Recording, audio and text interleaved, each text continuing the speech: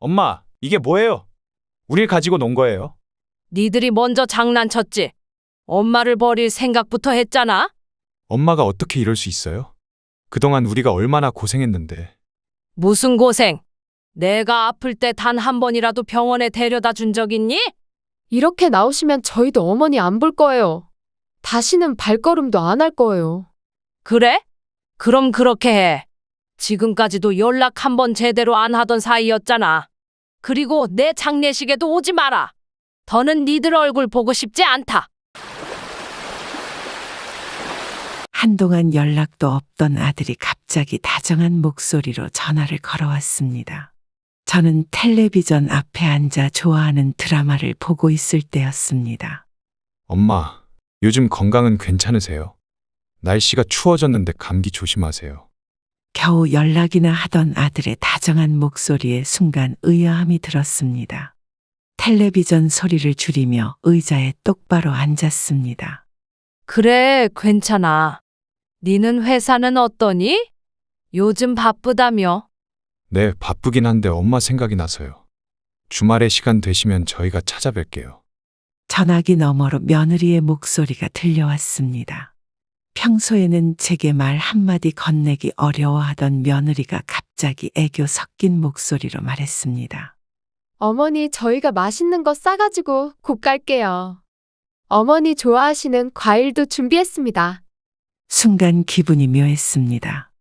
차가운 물에 들어간 것처럼 온몸에 소름이 돋았습니다. 평소에는 제 생사조차 궁금해하지 않던 녀석들이 갑자기 이렇게 다정한 것이 의심스러웠습니다. 그래? 와도 괜찮지. 근데 갑자기 왜 이러는 거니? 아이고, 엄마도. 그냥 보고 싶어서 그러죠. 항상 바빠서 자주 못 찾아뵙는 게 마음에 걸려서요. 아들의 목소리가 살짝 떨리는 것 같았습니다. 무언가 꿍꿍이가 있는 것이 분명했습니다. 저는 한숨을 살짝 내쉬며 창밖을 바라보았습니다. 알았어. 언제 올 거니? 이번 주말에요. 토요일 오후에 가겠습니다. 며느리가 다시 끼어들었습니다. 너무나 상냥한 목소리로 말하는 것이 오히려 더 경계심이 들었습니다. 어머니, 청소나 준비 같은 거 하지 마세요. 저희가 다 할게요. 어머니는 편하게 계시기만 하세요. 전화를 끊고 나서도 묘한 불안감이 가시지 않았습니다. 평소에 연락 한 번 없던 아들 부부가 갑자기 이렇게 다정한 것이 분명 무슨 이유가 있을 것입니다. 저는 그들이 무엇을 원하는지 알아내기로 마음먹었습니다.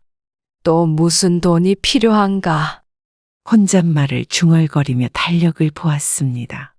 토요일까지는 이틀 남았습니다. 그들이 무엇을 꾸미는지 준비할 시간은 충분했습니다. 아들과 며느리가 갑자기 보이는 다정함 뒤에 어떤 속셈이 있는지 저는 각오를 단단히 했습니다. 토요일 오후 약속대로 아들 부부가 집에 도착했습니다. 아들은 과일 바구니를, 며느리는 케이크 상자를 들고 있었습니다. 거실에 앉아 이런저런 이야기를 나누었습니다. 엄마, 요새 동네 분들이랑 자주 만나세요? 친구분들이랑 놀러도 가시나요? 가끔 노인정에 가긴 하지. 근데 요즘엔 무릎이 안 좋아서 집에 있는 날이 많아. 며느리가 제 다리를 걱정스럽게 바라보며 말했습니다. 어머니, 병원은 다녀오셨어요? 무릎이 안 좋으시면 저희가 모시고 갈게요. 저는 속으로 웃었습니다. 10년 넘게 살면서 한 번도 병원에 데려다 준 적 없는 며느리가 갑자기 이런 말을 하는 것이 의아했습니다. 괜찮아. 그냥 늙어서 그런 거야. 아들이 갑자기 심각한 표정으로 목소리를 낮추었습니다. 엄마, 사실 오늘 중요한 얘기가 있어서 왔어요. 분위기가 갑자기 무거워졌습니다. 저는 차분하게 기다렸습니다.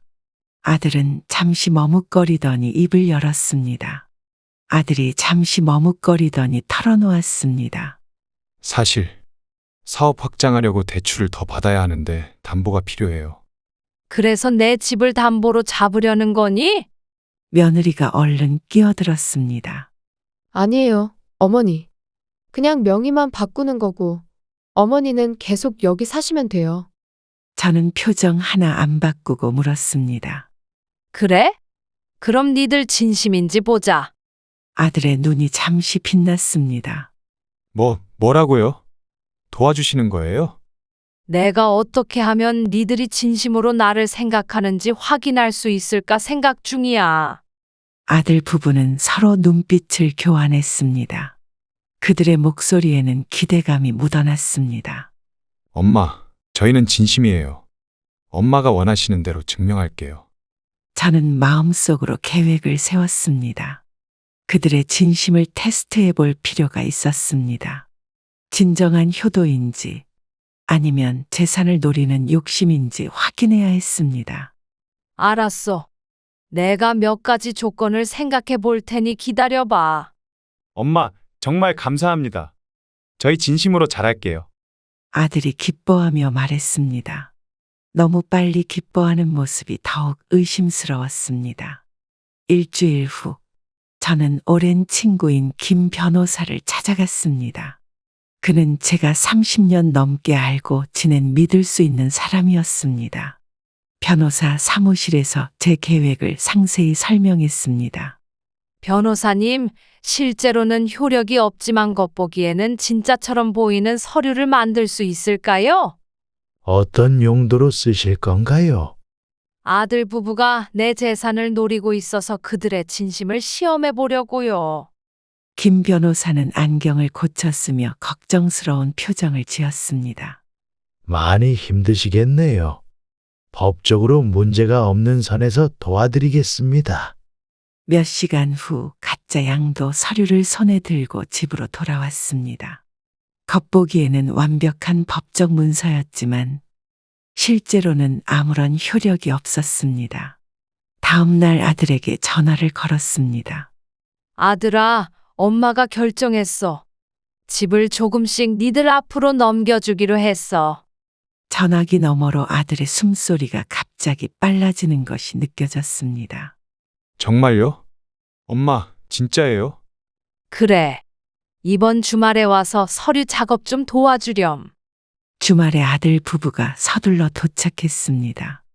두 사람 모두 평소보다 옷차림이 깔끔했고 얼굴에는 억누를 수 없는 기대감이 가득했습니다. 엄마, 정말 현명한 결정을 하셨어요. 이제 엄마는 아무 걱정 없이 편하게 지내실 수 있어요. 서류를 꺼내자 아들의 눈이 반짝였습니다. 며느리도 흥분한 목소리로 말했습니다. 어머니, 정말 감사해요. 어머니는 우리 가족의 기둥이세요. 가짜 서류에 서명하는 척하며 저는 담담하게 물었습니다. 이제 니들이 이 집의 주인이 된다면 내가 어디서 살면 좋을까? 아들이 얼른 대답했습니다. 당연히 여기서 계속 사시면 되죠. 엄마 집이잖아요. 정말 내가 아프거나 돌봄이 필요하면 어떻게 할 거니? 며느리가 달콤한 목소리로 말했습니다. 걱정 마세요, 어머니. 저희가 모실 거예요. 어머니는 우리 가족이잖아요. 서류에 서명을 마치고 그들에게 건넸습니다. 아들은 서류를 받자마자 꼼꼼히 살펴보더니 만족스러운 표정을 지었습니다. 역시 엄마가 제일 멋져요. 며느리도 박수를 치며 환하게 웃었습니다. 어머니, 정말 현명하신 결정이에요. 저는 속으로 비웃었습니다. 이 녀석들이 진짜 자식이라면 내 건강과 행복부터 챙겼겠죠. 재산 이야기가 나오자마자 태도가 바뀐 것이 너무 명백했습니다.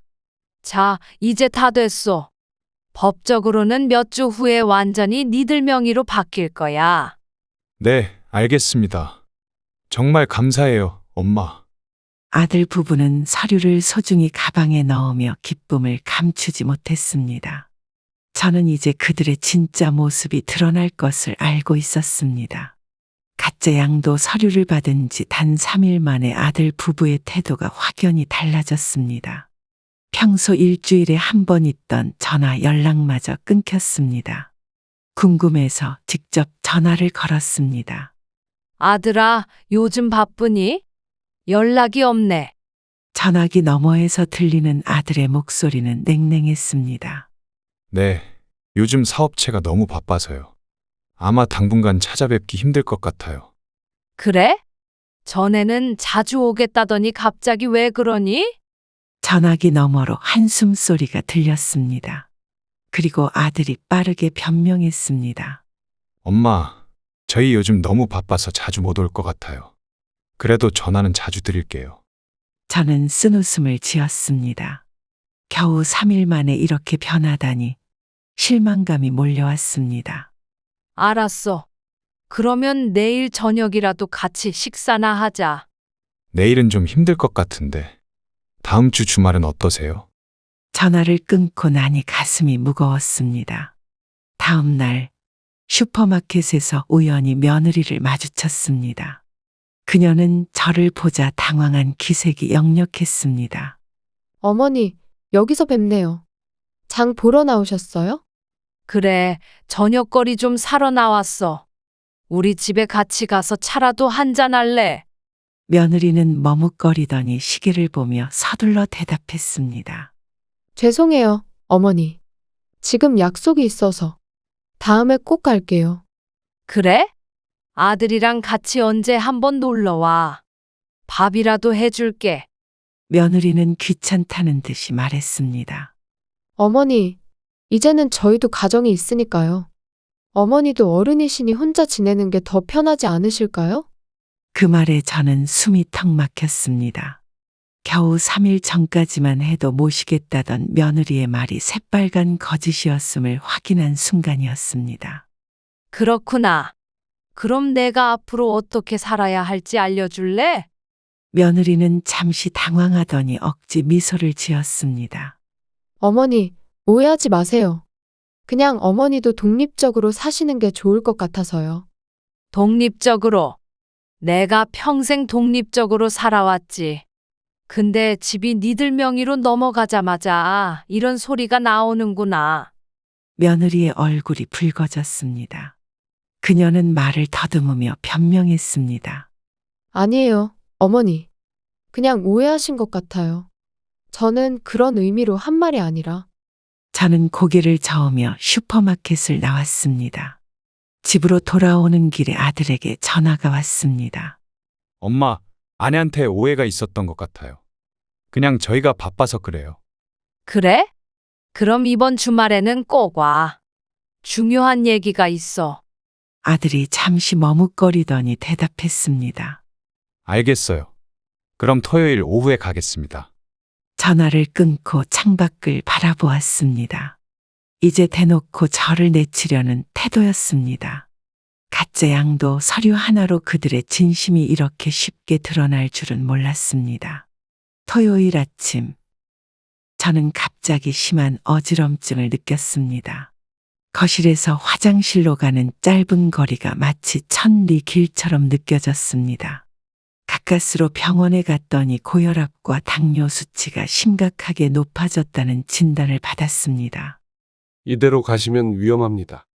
당장 약물 치료를 시작하고 식이요법을 철저히 하셔야 해요. 의사의 말에 불안감이 밀려왔습니다. 병원에서 나와 아들에게 전화를 걸었습니다. 아들아, 엄마가 지금 병원에 왔는데 몸이 안 좋아. 무슨 일이세요? 감기 걸리셨어요? 아니, 당뇨랑 고혈압이 심각하대. 수술도 해야 할지도 몰라. 전화기 너머로 아들이 한숨을 쉬는 소리가 들렸습니다. 잠시 침묵이 흘렀습니다. 엄마, 혼자 계시는 게 걱정되네요. 근데 저희가 모시기에는 공간도 부족하고. 저는 가슴이 무거워졌습니다. 집 명의를 넘겨준다고 생각한 순간부터 달라진 태도가 이제는 아예 대놓고 드러났습니다. 그래서 내가 어떻게 하길 바라니? 아들은 머뭇거리더니 말했습니다. 엄마, 요양원 알아보는 게 어때요? 우리가 모시는 건 현실적으로 힘들어요. 순간 숨이 멎는 것 같았습니다. 며칠 전까지만 해도 잘 모시겠다던 아들이 이제는 요양원을 권하고 있었습니다. 요양원? 그게 내가 할 수 있는 최선의 생각이니? 전화기 너머로 아내와 속삭이는 소리가 들렸고 곧 며느리가 전화를 받았습니다. 어머니, 요양원이 시설도 좋고 전문가들도 있으니까요. 저희가 직접 돌봐드리는 것보다 더 나을 수도 있어요. 저는 순간 숨이 막혔습니다. 평생 아들을 위해 희생했던 시간들이 주마등처럼 스쳐 지나갔습니다. 그래, 알았다. 내가 알아서 할게. 전화를 끊자마자 눈물이 흘렀습니다. 집으로 돌아오는 택시 안에서 저는 결심했습니다. 이대로 당하고만 있을 수 없었습니다. 다음 날 아침 아들이 전화를 걸어왔습니다. 엄마, 어제 말씀드린 거 생각해 보셨어요? 제가 좋은 요양원 몇 군데 알아봤는데 아들아, 내가 혼자서는 점점 생활이 어려워질 것 같구나. 그러니까 요양원이 좋을 것 같아요. 저는 아들의 말을 자르고 단호하게 말했습니다. 재산을 니들한테 넘겨준다고 생각하자마자 이렇게 돌변하다니 정말 실망이다. 전화기 너머로 아들의 당황한 목소리가 들렸습니다. 엄마, 그게 아니라 저희도 사정이 있어서. 더 이상 변명은 듣고 싶지 않구나. 내가 어떤 결정을 내렸는지 곧 알게 될 거야. 전화를 끊고 창밖을 바라보았습니다. 가을 하늘은 맑았지만 제 마음은 먹구름으로 가득했습니다. 그러나 이제는 단순한 슬픔이 아닌 강한 결심이 생겼습니다. 이틀 후 저는 김 변호사를 다시 찾아갔습니다. 사무실에 들어서자 그는 반갑게 맞아주었습니다. 창가의 자리에 앉아 차를 마시며 제 이야기를 들려주었습니다. 변호사님, 제가 예상했던 대로 됐어요. 가짜 양도 서류를 주자마자 아들 부부의 태도가 완전히 달라졌습니다. 정말 안타깝네요. 앞으로 어떻게 하실 생각이세요? 이대로 당하고만 있을 수는 없어요. 제대로 된 복수를 하고 싶습니다. 일주일 후 아들 부부가 갑자기 집을 찾아왔습니다. 초인종 소리에 문을 열자 두 사람 모두 정장 차림이었고 얼굴에는 비즈니스적인 표정이 역력했습니다. 엄마, 오늘 잠깐 얘기 좀 할 수 있을까요? 그래, 들어오렴. 거실에 앉자 아들이 목을 가다듬었습니다. 며느리는 노트북을 펼쳐 무언가를 보여주려는 듯했습니다. 엄마, 요양원 들어가기 싫은 거 저희도 이해해요. 근데 저희가 좋은 요양원을 알아봤어요. 시설도 최신이고 관리도 잘 돼 있더라고요. 저는 차를 마시며 그들의 말을 조용히 들었습니다. 예상했던 상황이었습니다. 여기 사진 좀 보세요. 정말 좋은 곳이에요. 방도 넓고 정원도 있고. 며느리가 노트북 화면을 제게 보여주며 요양원 사진들을 넘겨보았습니다. 고급스러운 시설이었지만 그것은 분명 제가 살던 집과는 비교할 수 없었습니다. 이제 독립하셔야죠. 우리도 가족끼리 오붓하게 살고 싶어요. 아들의 말은 직설적이었습니다. 더 이상의 가식도 없었습니다. 저는 차를 내려놓고 그들을 바라보았습니다. 그렇구나. 언제부터 거기로 가라는 거니? 며느리가 달력을 꺼내며 대답했습니다. 다음 주 월요일에 예약해뒀어요. 어머니 짐도 저희가 다 싸드릴게요. 마치 제게 큰 호의를 베푸는 것처럼 말하는 며느리의 목소리에서 진심 어린 배려는 찾아볼 수 없었습니다. 그래? 그렇게 갑자기. 아들이 조금 당황하며 변명했습니다. 아니, 갑자기가 아니라 엄마도 이제 편히 쉬셔야 할 때가 됐잖아요. 혼자 계시면 위험하기도 하고. 며느리는 아예 짐을 싸기 시작했습니다. 제 침실로 들어가 옷장을 열고 가방을 꺼내 놓았습니다. 어머니 꼭 필요한 것만 골라주세요. 요양원에는 공간이 넉넉하지 않아서요. 이제는 아예 제가 집을 비워주기를 원한다는 것이 명백했습니다. 저는 천천히 일어나 서재로 향했습니다. 그래, 그럼 너희도 이걸 보면서 정리해라. 서랍에서 서류 봉투를 꺼내 그들에게 건넸습니다. 아들이 기대에 찬 얼굴로 봉투를 열었습니다. 이게 뭐예요? 그동안 니들이 원하던 서류야. 한번 잘 보렴. 아들이 서류를 펼쳐 읽기 시작했습니다. 처음에는 기대에 찬 표정이었지만 점점 얼굴색이 달라지기 시작했습니다. 며느리도 옆에서 함께 서류를 읽더니 표정이 굳어졌습니다. 엄마, 이거 뭐예요? 무슨 장난이에요? 저는 차분히 대답했습니다. 장난이 아니라 진실이야. 니들이 받은 양도 서류는 법적 효력이 전혀 없는 가짜야. 며느리가 서류를 다시 확인하며 목소리가 떨렸습니다. 이거 법적 효력이 없잖아요. 저는 그들의 당황한 표정을 보며 의자에 앉았습니다. 그들의 얼굴에 번지는 혼란과 분노를 지켜보는 것은 어떤 의미에서는 쓸쓸한 승리였습니다. 거실에 무거운 침묵이 내려앉았습니다. 아들은 얼굴이 새파래져서 서류를 다시 확인하고 또 확인했습니다. 며느리는 충격을 받은 듯 소파에 털썩 주저앉았습니다. 이게 뭐야? 엄마가 우리한테 준 서류는 다 가짜였다는 거예요? 그래, 난 니들이 진짜 어떤 놈들인지 보고 싶었다. 아들은 손을 부들부들 떨며 서류를 내려놓았습니다. 그의 눈에는 분노와 당혹감이 뒤섞여 있었습니다. 엄마, 우리를 속인 거예요? 왜 이런 짓을 하신 거죠? 저는 천천히 일어나 창가로 걸어갔습니다. 가을 정원의 낙엽들이 바람에 흩날리고 있었습니다. 네가 먼저 날 속였지.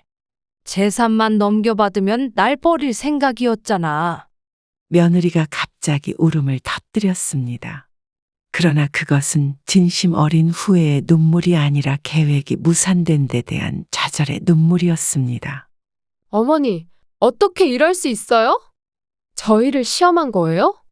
그래, 시험했지. 그리고 니들은 완벽하게 실패했어. 아들이 벌떡 일어나 소리쳤습니다. 엄마, 이건 사기잖아요. 우린 이 서류 믿고 계획을 세웠다고요. 어떤 계획? 날 요양원에 처박아 놓고 내 집을 차지할 계획? 아들의 얼굴이 붉어졌습니다. 변명할 말을 찾지 못하고 입을 뗐다 다물었다 반복했습니다. 그건 엄마를 위한 거였어요. 어머니 건강이 안 좋으시니까. 저는 쓴웃음을 지었습니다. 그렇게 뻔한 거짓말을 아직도 계속할 정도로 뻔뻔한 모습에 더 이상 분노조차 느껴지지 않았습니다. 내 건강이 갑자기 왜 걱정돼? 진명에 넘어간다고 생각하니까 그제서야 요양원이 생각난 거 아니니? 며느리가 흐느끼며 아들의 팔을 잡았습니다. 아들은 멍한 표정으로 서 있었습니다. 어쩌면 좋아. 우리 계획이다. 저는 단호하게 말했습니다. 이제 가봐. 더 이상 할 말 없잖아? 아들이 마지막 발버둥을 쳤습니다. 엄마, 우리 다시 얘기해봐요. 오해가 있었던 것 같아요. 오해? 네가 날 요양원에 보내려고 했던 것도 오해야. 아들은 대답하지 못했습니다. 말문이 막힌 듯 서 있기만 했습니다. 며느리가 자리에서 일어나 가방을 챙겼습니다. 가자. 여기서 더 있을 필요가 없을 것 같아. 저는 현관문을 향해 걸어가며 말했습니다. 그래, 가라. 근데 한 가지 알아도 난 니들이 진짜 어떤 사람들인지 이제 확실히 알게 됐어. 문을 향해 걸어가던 아들 부부가 갑자기 멈춰 섰습니다. 아들은 얼굴이 불그락푸르락하며 다시 저를 향해 돌아섰습니다. 그의 손은 부들부들 떨리고 있었습니다. 엄마, 장난해. 우릴 가지고 논 거야? 저는 차분하게 소파에 앉았습니다. 그들의 분노는 예상했던 반응이었습니다. 니들이 먼저 장난쳤지. 엄마를 버릴 생각부터 했잖아. 아들은 억눌린 분노로 목소리가 갈라졌습니다. 평소의 그 공손한 모습은 온데간데 없이 사라졌습니다. 엄마가 어떻게 이럴 수 있어요? 그동안 우리가 얼마나 고생했는데. 무슨 고생? 내가 아플 때 단 한 번이라도 병원에 데려다 준 적 있니? 며느리는 분을 못 이기고 소리쳤습니다. 그녀의 얼굴은 일그러져 있었습니다. 이렇게 나오시면 저희도 어머니 안 볼 거예요. 다시는 발걸음도 안 할 거예요. 저는 피식 웃었습니다. 이런 협박이 제게 통할 거라고 생각하는 그들의 모습이 어이없게 느껴졌습니다. 그래? 그럼 그렇게 해. 지금까지도 연락 한 번 제대로 안 하던 사이였잖아. 아들이 거실을 서성이며 머리를 감싸 쥐었습니다. 망연자실한 표정으로 중얼거렸습니다. 어떻게 이럴 수가 있지? 우리 모든 계획이 며느리가 아들의 팔을 잡아 끌며 자리를 떠나려 했습니다. 그러나 아들은 마지막으로 승부수를 던졌습니다. 엄마, 우리가 변호사 선임할 거예요. 이건 명백한 사기죠. 법적으로 문제될 수 있어요. 저는 담담하게 응수했습니다. 김 변호사가 미리 알려준 대로 말했습니다. 그래, 해봐. 근데 그러려면 니들이 내 재산을 노리고 계획했다는 증거도 다 나올 텐데. 아들의 얼굴에서 핏기가 빠져나갔습니다. 며느리가 그의 팔을 더 세게 잡아당겼습니다. 그만해. 이제 가자고. 여기 있으면 더 화만 나. 아들은 마지막으로 원망 어린 눈빛을 던지며 말했습니다. 엄마, 저희 정말 실망이에요. 이런 식으로 가족을 대하다니. 가족?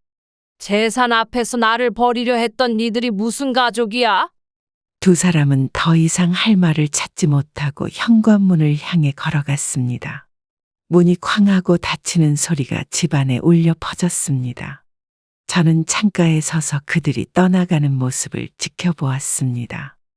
쓸쓸함보다는 이상하게 홀가분한 기분이 들었습니다. 아들 부부와의 갈등 이후 저는 큰 결단을 내렸습니다. 평생 살아온 집을 팔고 새로운 삶을 시작하기로 했습니다. 그 과정에서 놓인 공동주택에 대한 정보를 알게 되었습니다. 박 선생님, 이곳은 어떤 분들이 주로 살고 계신가요? 부동산 중개인은 친절하게 설명해 주었습니다. 대부분 독립적으로 생활하시는 60대 이상 분들이세요. 서로 도우며 지내시죠. 공동주택을 둘러보니 마음에 들었습니다. 여러 동의 작은 주택들이 모여 있고 중앙에는 아담한 정원이 있었습니다. 여기 입주하려면 어떤 절차가 필요한가요? 계약금만 지불하시면 바로 입주 가능하세요. 한 달에 한 번 주민 모임도 있어요. 일주일 후 저는 짐을 정리해 새로운 집으로 이사했습니다. 첫날부터 이웃 주민들이 찾아와 반갑게 인사를 건넸습니다. 새로 오셨군요. 저는 옆집에 사는 김영자라고 합니다. 반갑습니다. 앞으로 잘 부탁드려요. 이사 후 며칠 지나자 마음이 놓였습니다. 비슷한 나이대의 사람들과 대화하는 시간이 즐거웠습니다. 무엇보다 누구의 눈치도 보지 않고 제 돈을 제 뜻대로 쓸 수 있다는 자유로움이 좋았습니다. 영자 씨, 내일 함께 온천 여행 갈래요? 좋죠. 오랜만에 여행 한번 가야겠네요. 평생 모은 돈을 아들을 위해 아끼며 살았던 제가 이제는 저를 위해 쓰기 시작했습니다. 취미 모임에 가입하고 여행도 다니고 맛있는 음식도 먹으며 인생의 새로운 즐거움을 찾았습니다. 어느 날 이웃과 차를 마시며 이야기하다 문득 깨달았습니다. 영자 씨, 요즘 정말 행복한 것 같아요. 그러게요. 얼굴에 생기가 돌아요. 처음 왔을 때보다 훨씬 밝아 보여요. 저는 미소를 지으며 대답했습니다. 이제 나를 위해 살기로 했거든요. 너무 늦게 깨달은 것 같아 아쉽지만 늦은 건 없어요. 지금부터가 진짜 우리 인생이죠. 이웃의 말에 깊이 공감했습니다. 아들 부부의 배신은 아프지만 그것이 오히려 저를 새로운 삶으로 인도해준 계기가 되었습니다. 공동주택에서 새로운 삶을 시작한 지 6개월이 지난 어느 날 갑자기 아들에게서 전화가 왔습니다. 오랜 침묵 끝에 걸려온 그의 목소리는 어색하게 느껴졌습니다. 엄마, 잘 지내고 계세요? 오랜만이네요. 그래, 잘 지내고 있어. 전화한 이유가 뭐니? 전화기 너머로 아들의 깊은 한숨 소리가 들렸습니다. 그의 목소리는 평소보다 낮고 조심스러웠습니다. 엄마, 미안해요. 정말 잘못했어요. 저는 아무 말도 하지 않고 그의 다음 말을 기다렸습니다. 창밖의 정원에서는 이웃 주민들이 함께 꽃을 가꾸고 있었습니다. 제가 요즘 많이 생각해 봤어요. 엄마한테 너무 잘못했어요. 용서해 주실 수 있으세요? 이제 와서 후회해도 소용없어. 네가 날 어떻게 대했는지 기억나? 아들의 목소리가 떨리기 시작했습니다. 마치 울음을 참는 것 같았습니다. 알아요, 엄마. 하지만 정말 반성하고 있어요. 한 번만 기회를 주시면 안 될까요? 저는 차분하게 대답했습니다. 이제는 더 이상 상처받거나 흔들리지 않았습니다. 네가 진심으로 반성한다면 좋은 일이야. 하지만 우리 관계는 이미 끝났어. 엄마, 제발요. 한 번만 만나서 얘기할 수 있을까요? 제가 찾아뵐게요. 저는 창밖의 평화로운 풍경을 바라보며 단호하게 말했습니다. 이미 마음을 정리한 상태야. 혼자만의 새로운 삶이 행복해. 전화기 너머로 아들의 흐느끼는 소리가 들렸습니다. 예전 같았으면 마음이 약해졌겠지만 이제는 달랐습니다. 엄마, 정말 죄송해요. 다시 예전처럼 지낼 수 없을까요? 아니, 다시는 돌아갈 수 없어. 이제는 각자의 길을 가야 할 때야. 전화를 끊은 후 저는 깊은 숨을 내쉬었습니다. 불편한 감정보다는 오히려 홀가분함이 느껴졌습니다. 새로운 이웃과 함께하는 생활이 평안을 가져다 주었습니다. 김 변호사와 차를 마시며 말년 계획에 대해 이야기하던 중이었습니다. 그는 제 유언장 작성을 도와주고 있었습니다. 재산 분배는 이렇게 하면 될 것 같아요. 좋은 생각이네요. 그런데 가족 부부는 비워두신 건가요?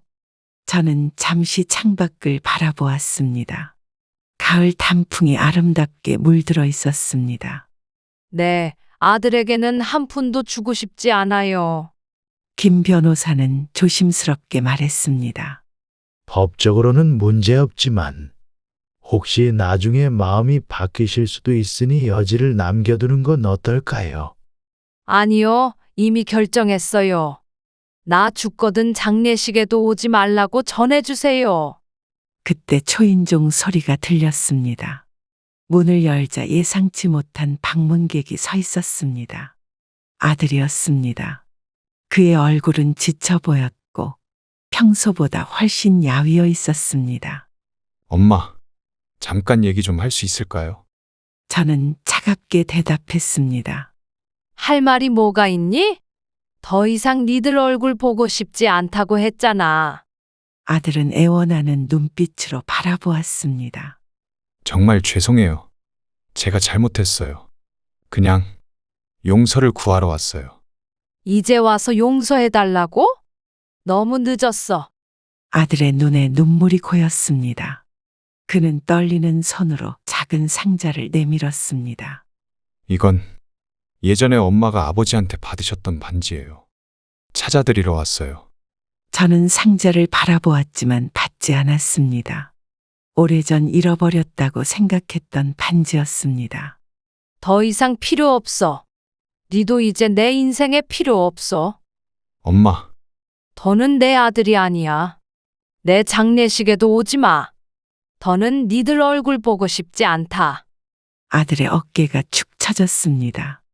그는 상자를 테이블 위에 내려놓고 천천히 돌아섰습니다. 엄마가 행복하셨으면 좋겠어요. 정말로요. 그가 떠난 후 거실에는 무거운 침묵이 내려앉았습니다. 김 변호사는 조용히 유언장 서류를 정리했습니다. 저는 창밖으로 아들이 떠나는 뒷모습을 바라보았습니다. 어머니들은 평생을 자식을 위해 희생하며 살아갑니다. 그런 사랑과 헌신이 때로는 당연하게 여겨지기도 합니다. 저는 아들 부부의 배신을 통해 쓰라린 교훈을 얻었습니다. 재산과 이해관계 앞에서 가족의 의미는 쉽게 왜곡될 수 있습니다. 제가 겪은 아픔을 통해 많은 어머니들이 자신의 노후를 스스로 책임지고 준비하는 지혜를 얻으셨으면 합니다. 이게 네가 할 짓이야? 무슨 말씀이세요? 통장이랑 도장은 어디다 숨겼어? 엄마, 저희가 왜 그런 짓을 해요? 거짓말하지 마라. 너 아주 뻔뻔하구나. 어머니, 오해하신 것 같은데요. 오해? 내가 뭘 오해했는지 한번 말해봐. 저희는 그저 어머님 재산 관리를 도와드리려고. 도와주는 게 아니라 빼앗으려고 하는 거잖아. 어머님, 그런 식으로 몰아가시면 안 되죠. 몰아가다니? 니네 둘이 짜고 계획한 거 다 안다. 어머니가 너무 저희를 의심하시는 거 아닌가요? 의심이 아니라 사실이잖아. 이제 와서 발뺌하지 마라. 저희도 다 어머님 생각해서 그런 거예요. 그래서 나를 일본 한복판에 버렸니? 어머니, 제발 이러지 마세요.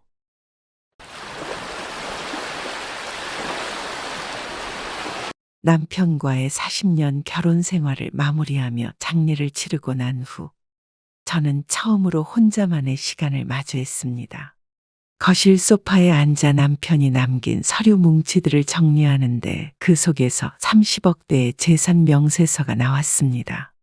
평생 알뜰하게 살림하고 절약했던 남편이었지만 이렇게까지 큰 재산이 있으리라곤 생각도 못했습니다. 어머니, 이제부터는 제가 모시면서 아버님 재산 관리도 도와드릴게요. 큰 로펌의 변호사인 며느리가 서류를 슥 훑어보더니 말했습니다. 얘 며느라, 난 아직 정신도 없는데 그런 얘긴 좀 천천히 하자. 어머니, 제가 법률 전문가잖아요. 상속세도 크실 텐데 제가 도와드려야죠. 그래도 이제 막 장례 치렀는데 며느리의 날카로운 시선이 서류에서 떨어질 줄 모릅니다. 식탁 위에는 은행 통장들이 여럿 놓여 있었고 남편이 쓰던 서재 안에는 금고도 있었습니다. 한밤중에 화장실을 가려다 서재 쪽에서 들리는 서류 뒤적이는 소리에 걸음을 멈췄습니다. 며느리가 서재 서랍을 하나하나 뒤지고 있었습니다. 뭐 하는 거야? 어머니, 깜짝 놀랐잖아요. 여기에 제 작업 서류가 있는지 확인해 보려고요. 이 밤중에? 아, 죄송해요. 제가 착각을 했나 봐요. 신경 쓰지 마세요.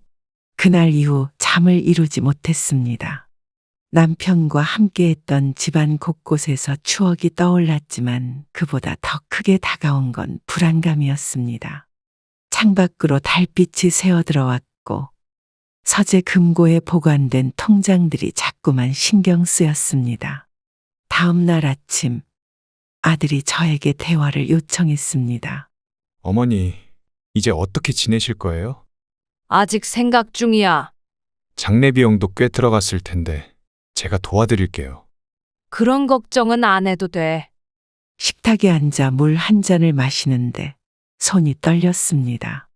남편이 평생 모아온 재산이 이제는 제게 큰 짐이 되어 어깨를 누르고 있었습니다.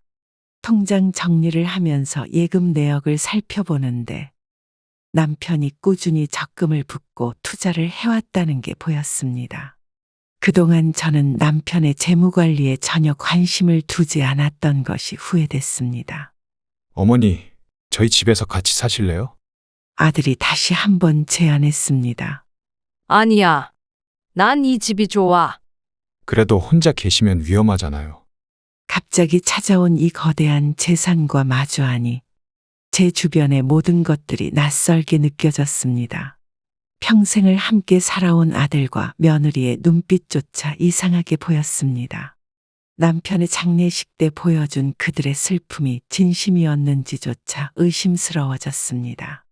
창가에 서서 마당의 잔디를 바라보며 한숨을 내쉬었습니다. 봄이 오면 남편과 함께 가꾸려 했던 정원은 이제 제 혼자만의 몫이 되었습니다.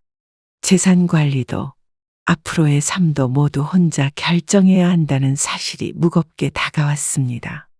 남편이 떠난 후 한 달쯤 지났을 때부터 아들과 며느리의 방문이 잦아졌습니다. 주말마다 찾아오는 것도 모자라 평일 저녁에도 들르곤 했죠. 처음엔 저를 걱정해서 그러는 줄 알았는데 대화의 주제가 항상 재산과 관련된 것들이었습니다. 어머니, 요즘은 자산 관리를 잘하셔야 해요. 그래서 그런데 어머님, 저희가 어머님 통장 관리 좀 도와드릴게요. 그래도 저희가 가족인데 어머니 재산은 우리가 관리해야죠. 보험이랑 연금도 정리해 드릴게요. 요즘은 자식이 부모님 돈 관리하는 게 당연하잖아요. 아버지도 그러시길 원하셨을 거예요. 식사 시간마다 재산 이야기가 나왔고 TV를 보다가도 갑자기 상속 이야기가 튀어나왔습니다. 장례식 때만 해도 슬픔에 잠겨 있던 아들의 눈빛이 이제는 날카로워져 있었습니다. 며느리는 노트북을 들고 와서 투자 상품들을 보여주려 했고 보험 설계사까지 데려왔습니다. 이 상품이 좋을 것 같은데 어머님 통장 좀 볼 수 있을까요? 얘들아, 난 아직 정신을 못 차렸어. 어머니, 시간이 없어요. 세금 문제도 있고. 그래도 좀 천천히 하자. 어머님, 저희를 믿으시면 안 돼요? 어머니, 저희가 그래도 가족이잖아요. 저녁 식사 자리에서도 아들은 끊임없이 재산 관리 이야기를 꺼냈습니다. 밥숟가락을 들 때마다 통장, 부동산, 세금 같은 단어들이 쏟아졌죠. 식사도 제대로 할 수 없을 지경이었습니다. 주방에서 설거지를 하는데 아들과 며느리가 현관에서 속삭이는 소리가 들렸습니다. 통장을 어떻게 하면 좋을지, 금고는 어떻게 열어볼지 의논하는 소리였죠. 그 순간 손에 들고 있던 그릇을 떨어뜨릴 뻔했습니다. 밤이면 혼자 앉아 남편과 찍은 사진들을 보곤 했습니다. 예전에는 그토록 다정하고 효심 깊던 아들이 언제부터 이렇게 달라졌는지 의아했습니다. 오늘도 아들이 퇴근 후에 들렀습니다. 어머니, 생각 좀 해보셨어요? 아직은 아니야.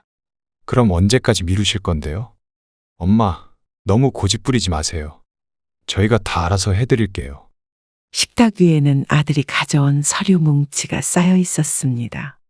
창문 밖으로 보이는 노을이 유난히 붉었고 남편과 함께 심었던 마당의 나무들이 바람에 흔들렸습니다. 이제는 더 이상 예전의 평화로운 저녁이 아니었습니다. 그날도 평소처럼 며느리가 찾아왔습니다. 손에는 아이들 학원비 영수증을 들고 있었죠.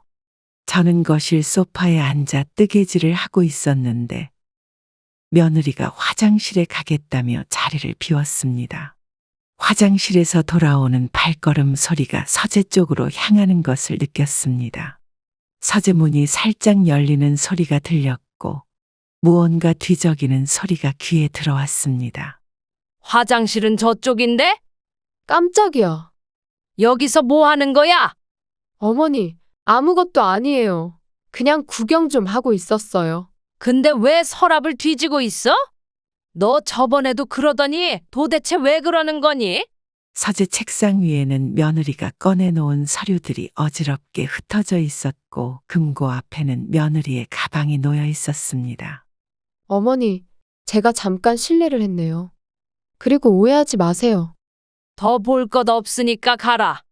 며느리는 급하게 가방을 챙겨 나갔습니다. 그날 밤 잠을 이루지 못하고 서재를 들여다보았습니다. 남편이 평생 일구어온 것들이 이렇게 위험에 처할 수 있다는 생각에 등골이 서늘해졌습니다. 오래된 앨범을 정리하다가 아들의 중학교 졸업사진을 발견했습니다. 교복을 단정하게 입은 모습이 지금과는 너무 달랐죠. 그 시절이 떠오르자 갑자기 머리가 지끈거렸습니다. 숨기고 싶었던 기억이 하나둘 떠올랐습니다. 15년 전 어느 여름날 통장에서 3천만 원이 빠져나간 것을 발견했습니다. ATM 기록을 확인해 보니 아들이 일주일에 걸쳐 조금씩 인출해 간 거였죠. 아들, 엄마 통장에서 돈 뺀 거 네가 한 거니? 아니에요. 거짓말 하지 마. 저 아니라니까요. 그럼 누가 했는데? 모르겠어요. 남편은 그때 출장을 가고 없었습니다. 은행 CCTV를 확인해 보니 아들이 교복을 입은 채로 돈을 인출하는 모습이 찍혀 있었죠. 그제서야 아들은 흐느끼며 실토했습니다. 창고 구석에서 당시의 통장을 발견했습니다. 그 안에는 남편이 꼼꼼하게 기록해둔 메모가 있었습니다. 돈이 빠져나간 날짜와 시간, 장소가 상세히 적혀 있었죠. 당시 아들은 PC방에서 알게 된 형들과 어울리며 인터넷 도박에 빠져 있었다고 합니다. 용돈을 다 날리고 급식비까지 탕진했다가 결국 통장 비밀번호를 알아내 돈을 빼갔던 거죠. 엄마, 다시는 안 그럴게요. 이제 그만해라. 죄송해요. 아빠한테는 비밀로 하자. 네. 남편에게는 끝내 이 사실을 말하지 못했습니다.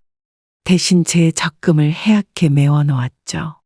그 뒤로 아들은 정말 착실하게 지냈고 좋은 대학에도 들어갔습니다. 서재 책상 위에는 아들이 대학 졸업 후 처음 받은 월급으로 사준 손목시계가 놓여 있었습니다. 시계를 바라보며 그때의 선택이 옳았는지 다시 생각해 보게 됩니다. 엄마, 그때 일 기억나세요? 갑자기 왜?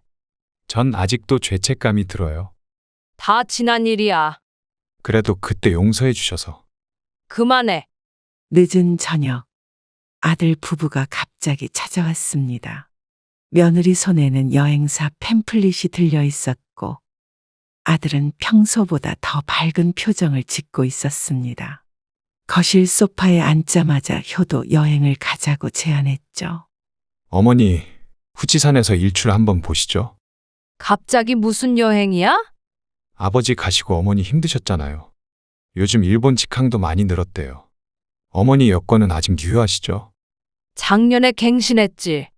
거실 탁자 위에는 화려한 일본 여행 팸플릿이 펼쳐졌습니다. 호텔은 이미 예약이 되어 있었고 비행기 표도 준비되어 있었죠. 출발 날짜는 다음 주 목요일이었습니다. 아들은 휴대폰으로 후지산 일출 사진들을 보여주며 설명했습니다. 호텔 전망대에서 보는 설경이 끝내준다며 온천도 가보자고 했죠. 며느리는 옆에서 연신 맛있는 스시집들을 찾아보고 있었습니다. 어머니, 여행 준비는 저희가 다 할게요. 카드랑 여권만 챙기시면 돼요. 짐도 최소한만 가져가시고요. 어머니 옷도 새로 사드릴게요. 저녁 식사 자리에서 아들은 여행 일정을 하나하나 설명했습니다. 첫날은 도쿄 시내 관광, 둘째 날은 후지산 일출 감상, 셋째 날은 온천 체험. 너무나 완벽한 계획이었죠. 식탁 위에는 일본 관광 가이드북이 놓여 있었고 아들은 스마트폰으로 환율도 확인하고 있었습니다. 창밖으로는 겨울에 첫눈이 내리기 시작했고 이상하게도 마음이 무거워졌습니다. 여행사 직원에게서 전화가 왔습니다. 아들이 미리 예약해둔 상품이라며 확인 전화였죠. 통화를 마치고 나니 아들이 은행 도장을 가져오라고 했습니다. 어머니, 여행 경비도 좀 준비하셔야죠? 내가 알아서 할게. 저희가 도와드릴게요. 괜찮아. 그래도 어머니, 내가 준비한다니까. 이른 아침부터 아들이 차를 몰고 왔습니다. 후지산 일출을 보러 간다며 서두르더니 인천공항으로 향하는 차 안에서 이상한 전화를 받기 시작했습니다. 조수석에 앉아있던 저는 아들의 통화 내용이 귀에 들어왔죠. 네, 다 준비됐습니다. 오늘 밤에 바로 처리하시면 됩니다. 금액은 말씀하신 대로요. 걱정 마세요. 이미 다 얘기했으니까요. 네, 일본에서 뵙겠습니다. 시간은 제가 맞춰서 연락드릴게요. 고속도로를 달리는 차 안에서 아들은 평소와 다른 목소리로 이야기를 나누고 있었습니다. 통화가 끝난 뒤에는 며느리에게 문자를 보내기 시작했죠. 휴대폰 화면이 자꾸 반짝이는 게 눈에 들어왔습니다. 한숨 자려는데 또다시 전화벨이 울렸습니다. 이번에는 스피커폰으로 통화하지 않았지만 귓가에 들리는 말들이 심상치 않았습니다. 어머니, 목 베게 하실래요? 괜찮아. 비행기에서 주무셔야 할 텐데. 난 그냥 있을게. 어머니, 약은 드셨어요? 아까 먹었어. 차 안의 히터 바람이 따뜻했지만 왠지 모르게 등줄기가 서늘해졌습니다. 아들의 손가락이 핸들을 평소보다 강하게 움켜쥐고 있었고 백미러로 비치는 표정이 굳어 있었죠. 휴게소에 들러 화장실을 다녀오는 동안에도 아들은 끊임없이 누군가와 통화를 했습니다. 차로 돌아오니 대시보드 위에 놓여있던 여권과 통장이 가방 안으로 들어가 있었습니다. 얘, 내 가방 좀 줘봐라. 도착해서 드릴게요. 지금 필요하대도. 공항에 가면 드릴게요. 너 자꾸 왜 그러는 거니? 어머니, 제가 다 준비했으니까 걱정 마세요. 인천공항이 가까워질수록 아들의 통화는 더욱 잦아졌고 말투는 점점 더 낮고 조심스러워졌습니다. 창밖으로 보이는 하늘은 잔뜩 흐려 있었고 비행기가 이륙하는 소리가 멀리서 들려왔습니다. 도쿄에 도착하자마자 아들은 시내 한복판의 카페로 저를 데려갔습니다. 겨울바람을 피해 들어간 카페는 일본 특유의 차분한 분위기였죠. 창가 자리에 앉자 아들은 갑자기 자리에서 일어났습니다. 어머니, 잠시만 기다리세요. 어디 가는데? 화장실 좀 다녀올게요. 가방은 왜 다 가져가? 노트북으로 일 좀 처리하고 올게요. 그럼 내 가방이랑 여권은 놓고 가. 금방 올게요. 카페 벽시계가 오후 3시를 가리키고 있었습니다. 아들이 나간 지 30분이 지났지만 돌아올 기미가 보이지 않았습니다. 혹시 화장실 간 남자 손님 보셨나요? 아들이 어디 갔지? 혹시 제 아들 보셨나요? 카페 직원은 일본어로만 대답할 뿐이었고 제 말을 전혀 알아듣지 못했습니다. 창밖으로는 해가 점점 기울고 있었고 거리는 퇴근하는 사람들로 붐비기 시작했습니다.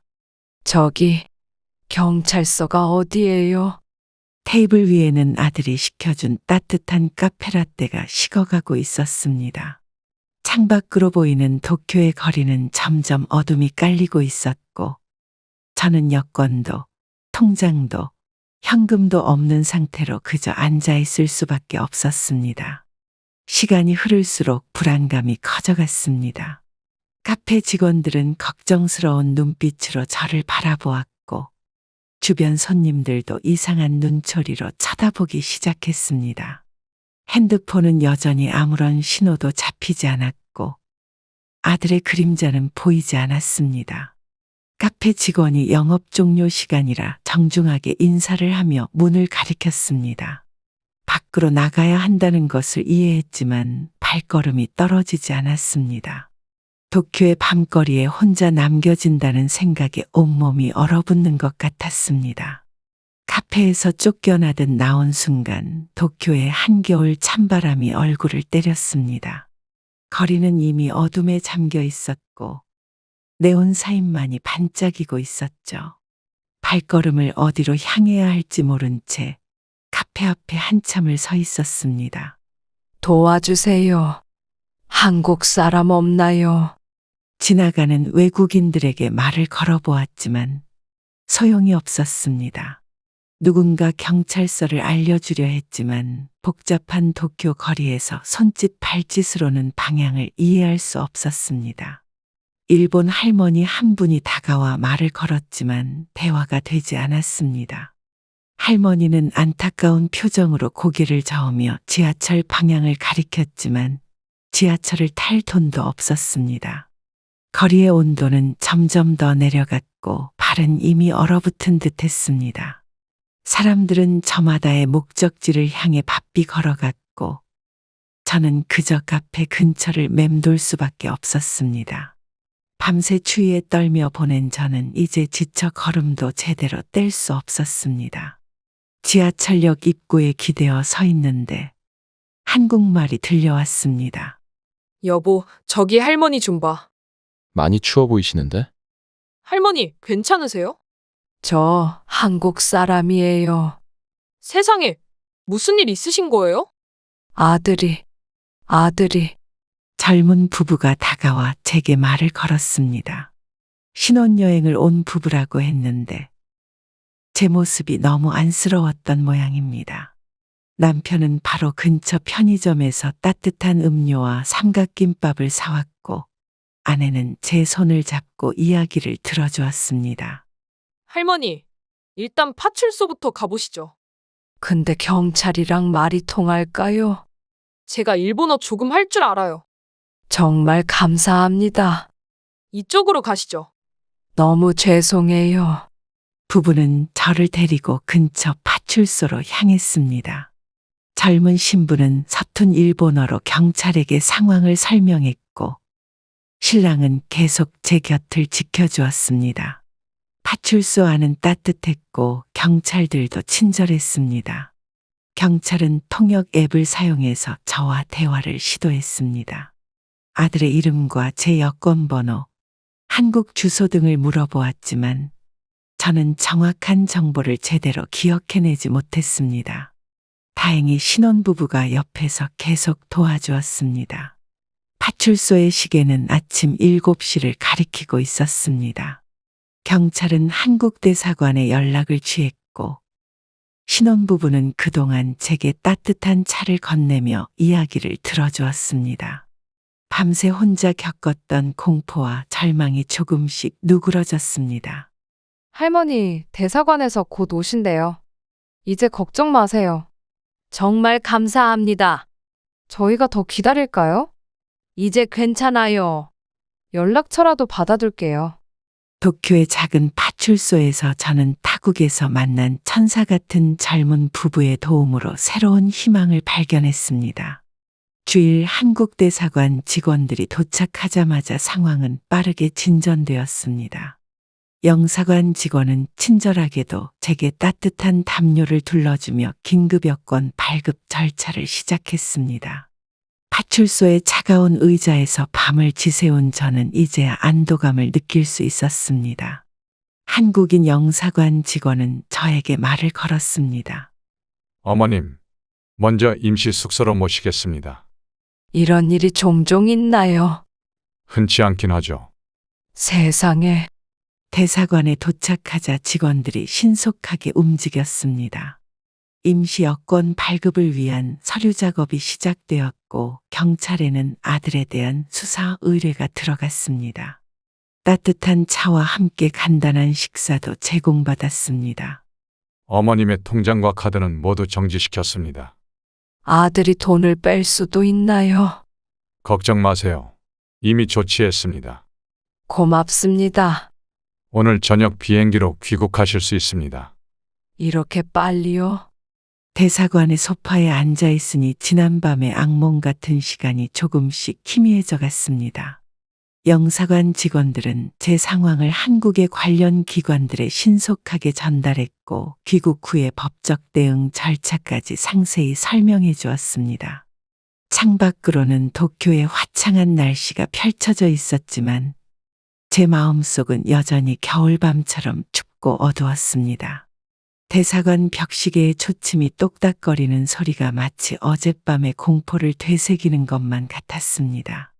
어머님, 담당 형사님이 도착하셨습니다. 정식으로 조사가 시작됩니다. 최선을 다하겠습니다. 정말 감사합니다.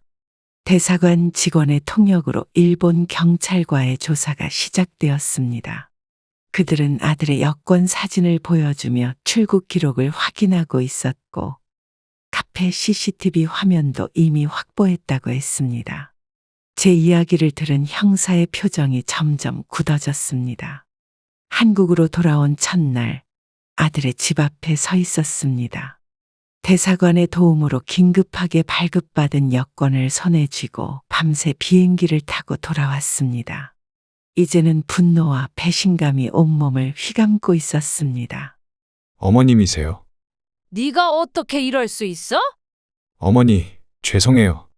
이게 다 무슨 짓이야? 아들은 겨우 전화를 받았지만 목소리에는 죄책감이라고는 찾아볼 수 없었습니다. 오히려 귀찮다는 듯한 톤이었죠. 현관문 앞에서 계속 노크를 했지만 아무도 나오지 않았습니다. 며느리의 차가 주차장에 있는 걸 보니 분명 집에 있을 텐데 모른 척하고 있었습니다. 복도 창문으로 비치는 불빛이 깜빡거렸고 누군가 움직이는 그림자가 보였습니다. 문 열어라. 어머니, 지금은 좀 당장 문 열으라고. 나중에 찾아뵐게요. 이게 네가 할 짓이야? 손은 떨리고 있었지만 목소리만큼은 단단했습니다. 도쿄의 그 차가운 밤거리가 떠올랐고 그 기억은 제 분노에 기름을 부었습니다. 복도 끝에서 이웃 주민이 힐끔거리며 쳐다보았습니다. 경찰서에서 받은 조언대로 모든 대화를 녹음하고 있었습니다. 아들의 범죄 행위를 입증할 증거가 필요하다고 했기 때문입니다. 휴대폰은 주머니 속에서 조용히 녹음을 이어가고 있었습니다.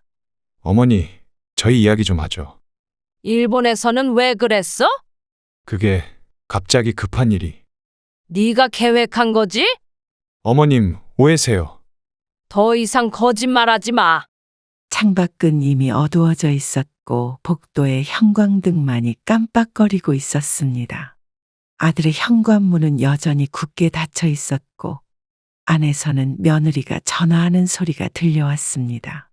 며칠 전만 해도 효도 여행을 간다며 환하게 웃던 그 얼굴들이 이제는 한순간에 낯선 사람이 되어 있었습니다.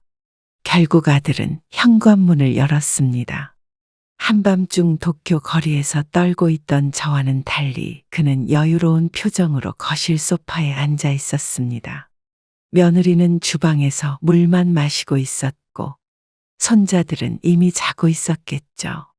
어머니, 그게 갑자기 급한 일이 생겨서요. 무슨 일인데? 거래처에서 연락이 와서. 카페에서 사라질 때부터 계획했던 거지? 아니에요. 진짜 급한 일이었어요. 거짓말 그만하고 진실을 말해. 거실 탁자 위에는 도쿄 여행 일정표가 아직도 놓여 있었습니다. 후지산 일출을 보러 간다던 그 계획은 이제 너무나 공허하게 들렸습니다. 창밖으로 보이는 달빛이 마치 도쿄의 그날 밤을 떠올리게 했습니다. 아들은 계속해서 변명을 늘어놓았지만 그의 말 한마디 한마디가 거짓으로 들렸습니다. 주방에서 물소리가 들렸고 며느리는 여전히 고개를 돌린 채 서 있었습니다. 어머니, 제가 잘못했어요. 네가 날 버린 이유가 뭐야? 그게 아니라 돈이 그렇게 중요했어? 오해세요, 어머니. 이제 와서 무슨 오해? 식탁 의자에 걸려있는 며느리의 가방에서 제 통장이 삐져나와 있었습니다.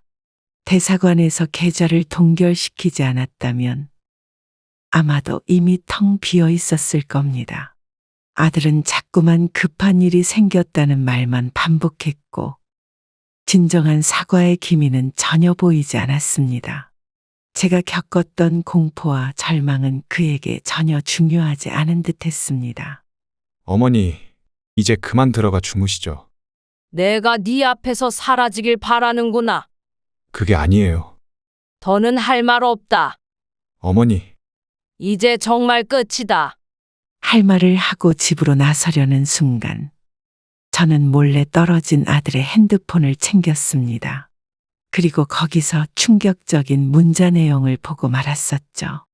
여보, 어머님 아직 거기 계신가요? 카페에 그대로 계실 거야. 길 잃으시면 어쩌죠? 어차피 노인네가 길 잃으면 누가 찾겠어. 그래도 너무한 거 아닌가요? 이번 기회에 깔끔하게 정리하자. 스크롤을 내리자 더 많은 대화들이 보였습니다.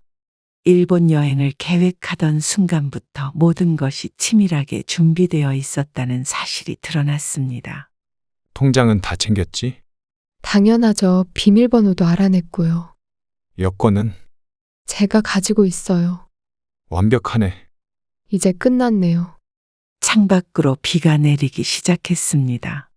빗방울 소리를 들으며 더 이상의 대화를 읽을 수가 없었습니다. 아들과 며느리가 주고받은 차가운 대화들이 도쿄의 그 추운 밤보다 더 저를 떨게 만들었습니다. 어머님을 걱정하는 척만 하면 되죠.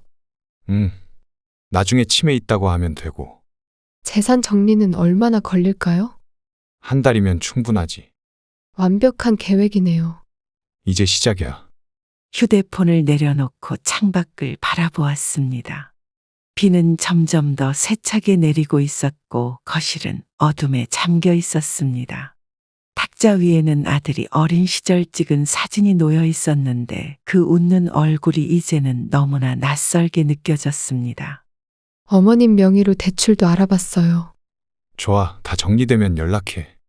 이제 곧 끝나겠네요. 우리도 이제 시작이야. 드디어요. 대화방에는 더 많은 계획들이 적혀 있었지만 더 이상 읽을 수가 없었습니다.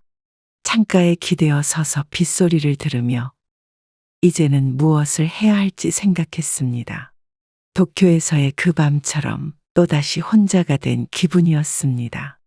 아파트 복도에서 우연히 옆집 할아버지를 만났습니다. 퇴직하신 부장판사라고 들었는데 그날따라 유독 관심을 보이셨습니다. 제 표정이 어두운 걸 보셨는지 차 한잔 하자며 저를 초대하셨습니다. 이웃사촌이라고 어려운 일 있으시면 말씀해 보세요.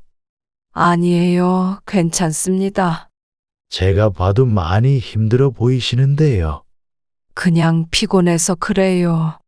혹시 자녀분 때문에 고민이신가요? 어떻게 하셨어요? 할아버지의 거실에는 법률 서적들이 가득했습니다. 평생을 법정에서 보내신 분이라 그런지 제 이야기를 들으시더니 바로 법적 대응이 필요한 상황이라고 말씀하셨습니다. 할아버지는 꼼꼼하게 메모를 하시며 제 이야기를 들으셨고 카카오톡 대화 내용을 보시더니 표정이 심각해지셨습니다.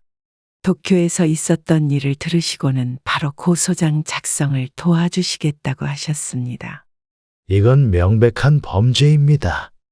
그래도 제 아들인데 어떻게 이럴 수 있죠? 더 큰 피해를 막으려면 지금 조치가 필요해요. 어떻게 해야 할까요? 제가 고소장 작성을 도와드리겠습니다. 책상 위에는 고소장이 하나씩 작성되어 갔습니다. 유기죄, 사기죄, 절도미수. 아들의 범죄 사실이 하나둘 정리될 때마다 제 마음은 무거워졌습니다.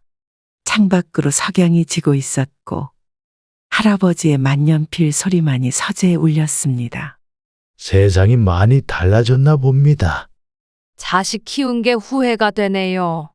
지금이라도 용기 내신 게 다행입니다. 이제 어떻게 해야 할까요? 할아버지는 대형 로펌에도 연락을 취해 주셨습니다. 전화기 너머로 들려오는 변호사의 목소리는 단호했고 승소 가능성이 높다는 판단이 내려졌습니다. 시계는 이미 밤 10시를 가리키고 있었지만 할아버지는 끝까지 제 곁을 지켜주셨습니다. 고소장이 접수되고 며칠 후 아들 부부가 찾아왔습니다. 이번에는 평소와는 다른 모습이었죠. 며느리는 한복을 입고 아들은 양복을 차려입었습니다. 현관 앞에서부터 무릎을 꿇으려 했지만 저는 차갑게 등을 돌렸습니다. 어머니, 저희가 큰 잘못을 했습니다. 이제 와서 뭐하러 왔어? 용서해 주세요. 무릎 꿇지 마. 어머님, 제발요. 그만 일어나. 거실로 들어선 아들 부부의 손에는 서류 봉투가 들려 있었습니다. 재산을 제 명의로 다시 돌려놓겠다는 각서였습니다. 탁자 위에는 공증된 서류들이 차곡차곡 쌓여갔고 아들은 계속해서 고개를 숙이고 있었습니다. 며느리는 눈물을 보이며 제 발 앞에 무릎을 꿇었습니다. 하지만 그 눈물 속에서도 재산에 대한 미련이 묻어나는 것이 보였습니다. 손에 쥔 서류들은 모두 제 재산을 양도받기 위한 새로운 함정일 뿐이었죠. 어머님, 이제 저희가 잘 모시겠습니다. 모시다가 또 버리게. 다시는 그러지 않을게요. 이제 늦었다. 어머니, 한 번만 기회를 주세요. 더 이상 속지 않아. 창밖에서는 제비가 날아다니고 있었고 봄바람이 살랑거렸습니다. 아들 부부는 계속해서 용서를 구했지만 도쿄의 그 차가운 밤거리가 자꾸만 떠올랐습니다. 탁자 위의 서류들은 마치 새로운 덫처럼 느껴졌습니다. 거실 시계가 똑딱거리는 소리만이 침묵을 채웠습니다. 아들은 끊임없이 잘못을 빌었지만 그의 눈빛은 여전히 재산을 탐하는 욕심으로 가득했습니다. 며느리의 한복 소매 사이로 보이는 명품 시계가 제 마음을 더욱 차갑게 만들었습니다. 이제 그만 돌아가. 어머니, 제발. 앞으로 법이 너희들을 심판할 거다. 그러지 마세요. 가해자들이 피해자한테 할 말은 아니지. 어머님, 복도에서 옆집 할아버지의 기침 소리가 들렸습니다. 아들 부부는 그제서야 자리에서 일어났고 탁자 위에 서류들을 다시 챙겼습니다. 현관문이 닫히는 소리와 함께 저는 마지막 희망마저 접어야 했습니다. 옆집 할아버지의 소개로 강남의 대형 로펌을 찾았습니다. 고급스러운 사무실 안에는 젊은 변호사들이 바쁘게 움직이고 있었고 대표 변호사는 제 사건을 직접 맡아주겠다고 했습니다. 카카오톡 대화 내용과 도쿄 현지 경찰 조서를 보시더니 표정이 심각해지셨습니다. 명백한 범죄입니다. 아들이라서 망설여지네요. 이런 범죄가 늘고 있어요. 승소할 수 있을까요? 증거가 확실합니다. 얼마나 걸릴까요? 변호사 사무실 창밖으로 한강이 보였습니다. 책상 위에는 제 사건 관련 서류들이 차곡차곡 정리되어 있었고 일본 경찰과 대사관에서 보내온 자료들도 번역이 완료되어 있었습니다. 법률 용어들이 생소했지만 변호사님은 하나하나 쉽게 설명해 주셨습니다. 마음이 무거워졌습니다. 형사고소도 필요합니다. 미리 막아두지 않으면 더 큰 피해가 올 수 있습니다.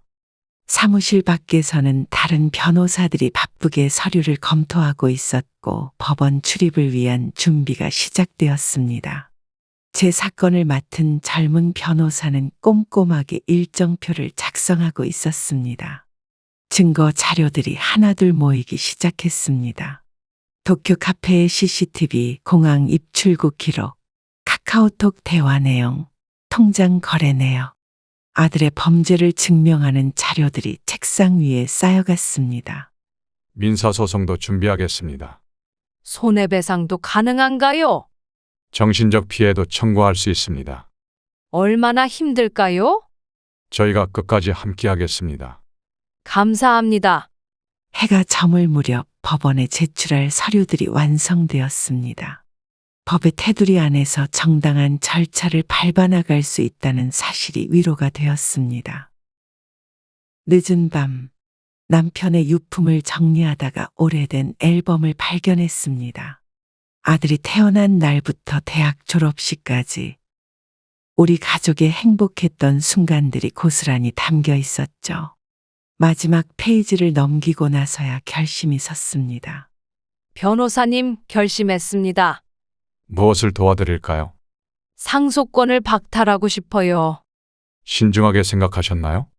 네, 이제는 끝내려고 해요. 법적 절차를 시작하겠습니다. 서재에 앉아 유언장을 작성하기 시작했습니다. 창밖으로는 봄비가 내리고 있었고 책상 위에는 아들의 어린 시절 사진이 놓여 있었습니다.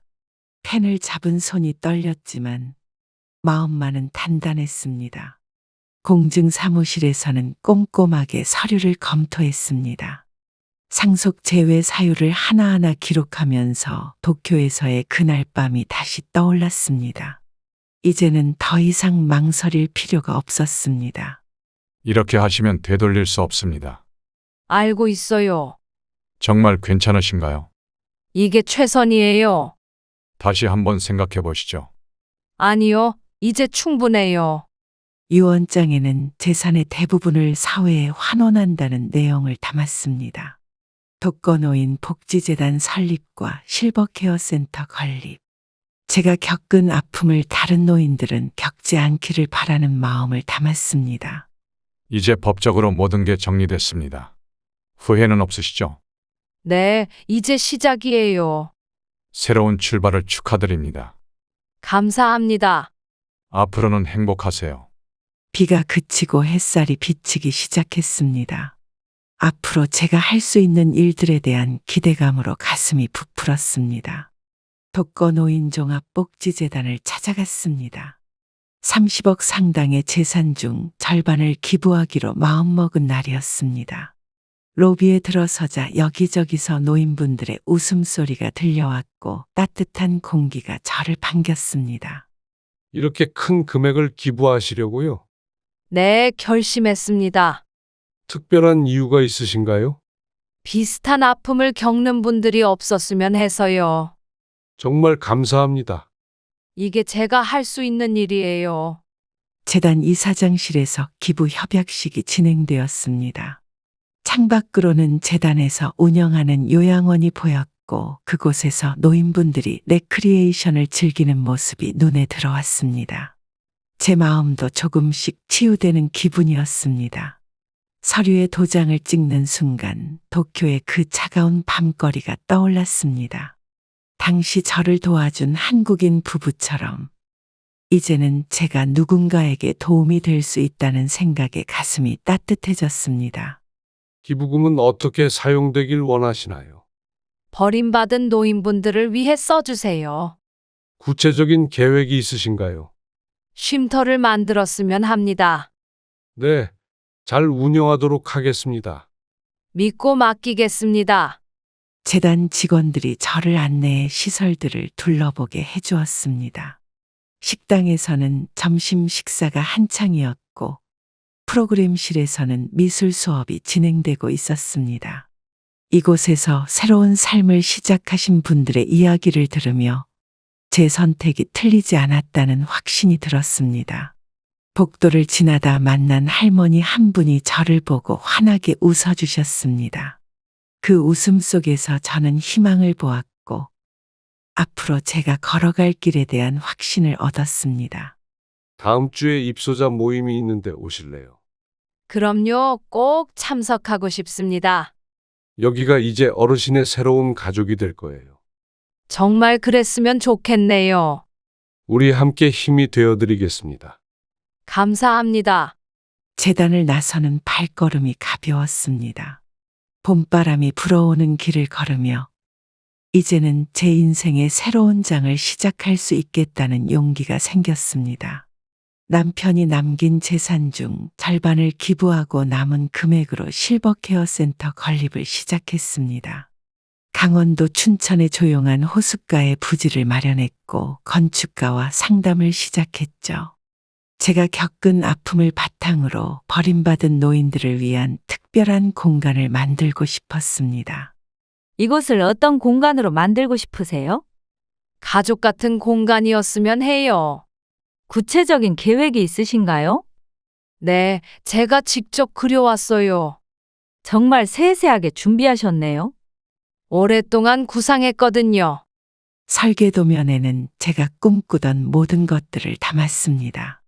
넓은 정원이 있는 2층 건물, 각종 취미 활동을 할 수 있는 프로그램실, 따뜻한 온돌방, 가족들과 만날 수 있는 면회실까지. 특히 도쿄에서 제가 겪었던 경험을 바탕으로 24시간 긴급 연락망과 법률 상담실도 만들기로 했습니다. 건축가는 제 이야기를 듣고 눈시울을 붉혔습니다. 첫 삽은 언제 뜨실 수 있을까요? 다음 주부터 시작하겠습니다. 완공은 언제쯤 될까요? 1년 넘게 걸릴 것 같습니다. 정말 기대되네요. 멋진 공간 만들어 드리겠습니다. 공사 현장에 서서 호수를 바라보았습니다. 잔잔한 수면이 햇빛에 반짝이고 있었고 멀리서 백로 한 마리가 날아오고 있었습니다. 이곳에서 많은 분들이 새로운 희망을 발견하길 바라는 마음으로 가득했습니다. 부지 곳곳을 둘러보며 세부 계획을 조율했습니다. 텃밭을 가꿀 수 있는 공간, 산책로, 야외 정원, 모든 공간에 따뜻한 마음을 담았습니다. 건축가는 제 의견을 하나하나 꼼꼼히 메모하며 설계에 반영했습니다. 입주는 어떤 분들을 받으실 건가요? 가족에게 상처받은 분들이요. 치유의 공간이 되겠네요. 그게 제 바람이에요. 정말 의미 있는 일이네요. 함께 해주셔서 감사합니다. 해질 무렵 건축 현장을 떠나며 마지막으로 호수를 바라보았습니다. 이제 곧 이곳에 새로운 희망이 자라날 것이라는 생각에 가슴이 벅차올랐습니다. 실버케어 센터가 문을 열고 첫 입주자를 맞이하던 날이었습니다. 저와 비슷한 상처를 가진 분들이 한 분, 두 분 입주하시기 시작했고 자연스럽게 서로의 이야기를 나누는 커뮤니티가 형성되었습니다. 호숫가의 정원에서 함께 차를 마시며 각자의 사연을 털어놓았습니다. 저도 아들한테 속아서 미국에 버려졌었어요. 저는 딸이 재산을 다 가져갔죠. 여기 오니까 마음이 편안해져요. 이제는 서로가 가족이에요. 우리끼리라도 행복하게 살아요. 정말 다행이에요. 이런 곳이 있어서. 매주 목요일 오후에는 마음 나눔 모임을 시작했습니다. 처음에는 조심스럽게 이야기를 시작했지만 시간이 지날수록 더 깊은 속마음을 나누게 되었습니다. 서로의 아픔을 이해하고 공감하는 시간이 쌓여갔습니다. 텃밭에서는 계절마다 다른 채소들이 자라났고 그것으로 함께 식사를 준비하며 새로운 추억을 만들어갔습니다. 입주자들의 얼굴에는 점점 더 밝은 미소가 피어났고 저 역시 그들과 함께하며 치유되어 갔습니다. 오늘은 제가 만든 김치찌개 드셔보세요. 저는 텃밭에서 딴 상추 가져왔어요. 내일은 제가 된장찌개 끓여올게요. 실버케어 센터 운영이 안정되어 가면서 처음 계획했던 실버타운 입주를 고민하기 시작했습니다.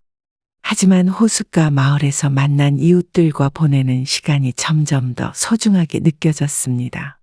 실버타운은 언제 입주하시나요? 글쎄요, 여기가 더 좋아진 것 같아요. 맞아요. 여기가 살기 좋잖아요.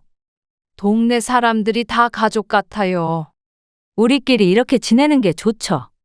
늦은 밤, 초인종이 요란하게 울렸습니다. 평화로운 저녁 시간을 보내고 있던 중이었는데 현관 밖에서 아들의 거친 발소리가 들렸습니다. 도어폰 화면으로 보니 아들과 며느리가 평소와는 다른 험상궂은 표정으로 서 있었습니다. 당장 문 열어요. 왜 이렇게 늦은 시간에 왔니? 이거 어떻게 된 거예요? 무슨 소리야? 고소장이요. 이게 말이 됩니까? 너희가 저지른 일이잖아. 현관문을 열자마자 아들이 거실로 성큼성큼 들어왔습니다. 며느리는 손에 고소장을 움켜쥐고 있었고 둘 다 붉어진 얼굴로 저를 노려보았습니다. 창밖으로는 비가 내리기 시작했고 천둥 소리가 간간히 들려왔습니다. 옆집 할아버지께서 수상한 기척을 느끼셨는지 살짝 문을 열고 상황을 살피고 계셨습니다. 그것을 눈치챘는지 아들의 목소리는 조금 낮아졌지만 여전히 위협적이었습니다. 지금 당장 취하하세요. 이제 와서 무슨 취하? 어머니가 이럴 수 있어요? 너희도 날 버릴 수 있었잖아. 그건 오해예요. 더 이상 속지 않아. 아들은 그것을 보더니 더욱 흥분된 목소리로 소리를 질렀고 며느리는 연신 고소장을 흔들어대며 협박조로 말했습니다. 제 휴대폰은 이미 녹음 중이었고 CCTV도 잘 작동하고 있었습니다. 변호사님께서 이런 상황에 대비하라고 미리 조언해 주셨기 때문입니다. 아들 부부의 모든 행동이 증거로 남고 있다는 사실을 그들은 모르고 있었습니다. 어머니, 우리가 얼마나 힘들어질지 아세요? 그래서 나를 버렸을 때는 내 마음은 어땠을까? 이러시면 안 돼요. 이제 와서 그런 말이 나와? 당장 취하 안 하시면 두고 보세요. 헛소리 하지 말고 그만 돌아가라. 비는 점점 더 거세게 내렸고 창문을 때리는 빗소리가 아들의 위협적인 목소리와 뒤섞였습니다. 하지만 예전과는 달리 이제 저는 두렵지 않았습니다. 오히려 이런 모습을 보이는 그들이 더욱 낯설고 안타깝게 느껴졌습니다. 시간이 흐르고 재판부가 아들과 며느리에게 각각 징역 2년을 선고했습니다. 판사님께서 판결문을 낭독하시는 동안 법정 안은 무거운 정막이 감돌았습니다. 피고인들은 노부모를 해외에 유기한 중대한 범죄를 저질렀습니다. 어머니, 이러실 수는 없잖아요. 우리가 왜 이런 대접을 받아야 하죠? 이게 다 엄마 때문이에요. 끝까지 이렇게 나오실 거예요. 피고인들은 재판정에서 조용히 하십시오. 아들과 며느리는 끝까지 저를 원망하는 눈빛이었습니다. 반성의 기미는 찾아볼 수 없었고 오히려 제게 모든 책임을 전가하려 했습니다. 법복을 입은 판사님 앞에서도 그들의 태도는 변함이 없었습니다. 호송차를 타고 구치소로 향하는 아들의 뒷모습을 보며 이상하게도 마음이 편안해졌습니다. 도쿄의 그 차가운 거리에서 느낀 공포와 배신감이 이제는 정의로 치유되는 기분이었습니다. 어머님, 이제 좀 편안해지셨나요? 네, 이게 최선이었나 봅니다. 현명한 결정이셨어요. 아들이라 망설여졌는데 이런 일은 꼭 단호하게 대처해야 합니다. 그동안 고마웠어요. 변호사님은 제 어깨를 토닥여 주셨습니다. 법원을 나서는 발걸음이 가벼웠고 봄비는 어느새 그쳐 있었습니다. 멀리 무지개가 걸린 하늘을 보며 이제는 정말 새로운 시작을 할 수 있겠다는 생각이 들었습니다. 저를 배신했던 자식들이 법의 심판을 받는 모습을 보며 제가 실버 케어 센터를 만들기로 한 결정이 옳았다는 확신이 들었습니다.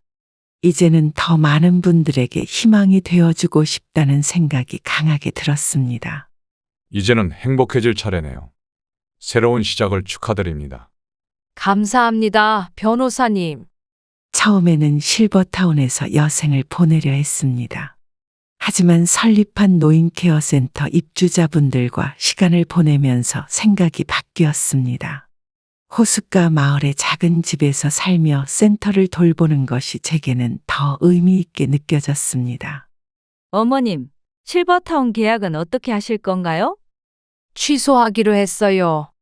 여기서 지내시겠다는 건가요? 네, 이곳이 더 좋아요. 입주자분들이 좋아하시겠어요. 저도 그분들과 함께 하고 싶어요. 아침이면 텃밭에서 입주자분들과 함께 채소를 가꾸고 오후에는 프로그램실에서 미술 수업도 함께 듣습니다. 식사 시간이면 다 같이 둘러앉아 이야기꽃을 피우고 저녁이면 호숫가를 산책하며 하루를 마무리합니다. 실버타운의 호화로운 시설과 편안함 대신 저는 이곳에서 진정한 가족을 만났습니다. 비슷한 아픔을 가진 분들과 함께 지내며 서로의 상처를 보듬어주는 시간이 더욱 소중하게 느껴졌습니다. 이제는 정말 행복하시죠? 네, 여기가 천국 같아요. 어머님이 계셔서 든든해요. 우리 오래오래 함께 살아요. 매일이 즐거워졌어요. 혼자만의 편안한 삶을 꿈꾸었던 제 계획은 이렇게 바뀌었습니다. 이제는 매일 아침 눈을 뜨면 누군가를 위해 살아갈 수 있다는 기쁨이 가득합니다. 호숫가 마을의 작은 집에서 저는 새로운 삶의 의미를 발견했습니다. 창밖으로 보이는 실버케어 센터의 불빛이 따뜻하게 빛나고 있습니다.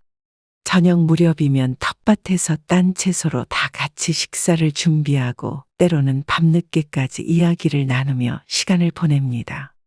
이곳에서 저는 제2의 인생을 시작했습니다. 내일은 미술 수업 가실 거죠? 네, 다 같이 가요. 주말엔 등산도 가요. 봄나물도 좀 캐올까요? 구치소 면회실을 찾은 날은 구름 한 점 없이 맑은 날이었습니다. 6개월 만에 찾은 면회에서 아들의 모습은 많이 달라져 있었습니다. 수감복을 입은 아들의 눈빛에는 이전의 날카로움이 사라져 있었고 며느리도 깊이 반성하는 모습을 보였습니다. 어머니, 정말 죄송합니다. 이제야 그걸 알았니? 매일 밤 생각했어요. 도쿄에서 얼마나 힘드셨을지. 돈에 눈이 멀었나 봐요. 이제 와서 그런 말이 나오니? 용서해 주세요. 면회실 유리창 너머로 보이는 아들의 얼굴은 수척해져 있었습니다. 교도소 생활이 쉽지 않았던 모양입니다. 매달 한 번씩 면회를 가면서 그들의 변화를 지켜보고 있습니다. 때로는 진심 어린 반성이 느껴질 때도 있지만 순간 스치는 눈빛에서 예전의 모습이 보일 때면 마음이 무거워집니다. 실버케어 센터는 잘 운영되고 있나요? 그래, 잘 되고 있어. 저희 때문에 시작하신 거죠. 이제는 많은 분들의 희망이 됐단다. 면목이 없습니다. 시간이 답해줄 거야. 창밖으로 날아가는 새들을 바라보며 그들의 반성이 진정성 있기를 바라는 마음이 들었습니다. 하지만 도쿄의 그 차가운 밤거리에서 느꼈던 배신감은 쉽게 지워지지 않았고 그들의 진심을 확인하기 위해서는 더 많은 시간이 필요할 것 같습니다. 면회를 마치고 나오는 길 교도소 담장 위로 흐르는 구름을 바라보았습니다. 아직은 그들을 완전히 믿을 수 없지만 언젠가는 진정한 가족으로 다시 만날 수 있기를 조심스레 기대해 봅니다. 다음 면회는 언제 오실 거예요? 한 달 뒤에 올게. 기다리고 있겠습니다. 그동안 잘 생각해봐. 네, 어머니. 천천히 지켜볼 거야. 이제 저는 뒤돌아보며 깨달았습니다. 자식이라는 이유로, 피부치라는 이유로 눈 감아주고 참아왔던 모든 순간들이 결국 저를 도쿄의 차가운 거리에 버려지게 만들었다는 것을요. 특히 저와 같은 연세의 부모님들께 말씀드리고 싶습니다. 자식에 대한 사랑이 때론 독이 될 수 있습니다. 어릴 때부터 버릇없이 굴어도 눈 감아주고 돈을 훔쳐가도 덮어주고 잘못된 행동을 해도 참아주는 것. 그건 사랑이 아닙니다. 더구나 노후 준비도 없이 자식에게 모든 것을 맡기려 하는 것은 정말 위험합니다. 아무리 자식이라도 돈 앞에서는 사람이 변할 수 있다는 걸 제가 증명했잖아요. 지금 여러분의 재산은 안전한 곳에 있나요? 재산 관리를 자식에게 맡기고 계시진 않나요? 자식들의 달콤한 말에 속아 서류에 도장을 찍어주시진 않았나요? 제 이야기가 여러분에게 경종이 되길 바랍니다. 이제라도 늦지 않았습니다. 여러분의 노후는 여러분 스스로 지키셔야 합니다. 자식에 대한 맹목적인 신뢰 대신 현명한 판단과 결정으로 스스로를 보호하세요. 그리고 기억하세요. 진정한 가족은 피보다 진심입니다. 제가 실버케어 센터에서 만난 새로운 가족들이 그것을 증명해 주었으니까요. 여러분의 남은 인생은 여러분의 것입니다. 자식이 아닌 여러분 자신을 위해 사세요. 그것이 제가 이긴 여정을 통해 배운 가장 소중한 교훈입니다.